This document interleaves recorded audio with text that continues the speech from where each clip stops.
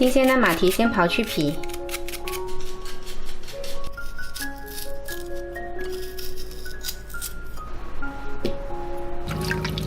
马蹄再清洗干净，然后再切碎。切好了装起来备用。再来准备一包马蹄粉，这个一包是500克，我们用一半就好。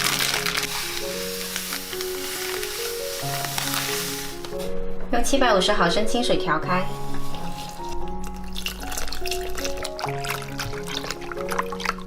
调到完全没有颗粒的时候呢，用滤勺过滤一遍，这样子蒸出来会更细腻。这份马蹄粉浆水就调好啦，先放一旁备用。再准备一个锅，加入750毫升清水，再来加入3块黄片糖，大概是300克，还有2勺红糖，加入红糖呢颜色会更好看。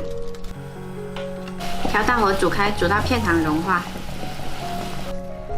片糖水煮好了之后呢，就可以关火，然后加入2勺粉浆水，一边加一边搅拌。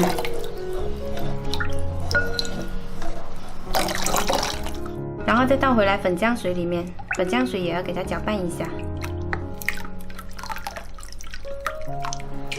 一点点的倒，迅速给它搅均匀。彻底搅均匀了之后呢，把马蹄碎加进来，再翻拌均匀。搅拌好了之后，倒到模具里。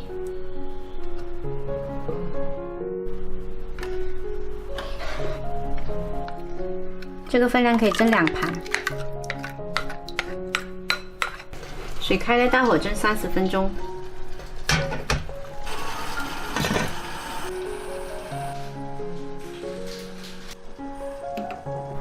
蒸好后拿出来，放凉了再脱模。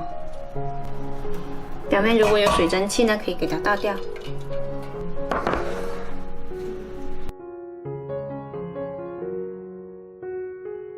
冷却后的马蹄糕呢是很好脱模的，它一点都不粘模具，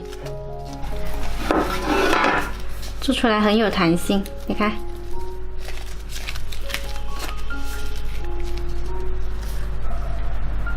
来把它切成块。